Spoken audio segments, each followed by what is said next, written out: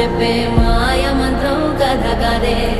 చంటోళ్లను భయపెట్టే భూచోడి కథ కదే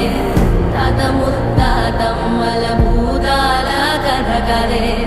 విక్రమాదిత్యుడు చెప్పిన వేదాళుడి కథ కదే దీపము నుండి ప్రియం వచ్చే అల్లావుద్దీన్ కథ కదే ఇది ముడత చర్మం ముసలి చెప్పే కథ లాంటి నిజమే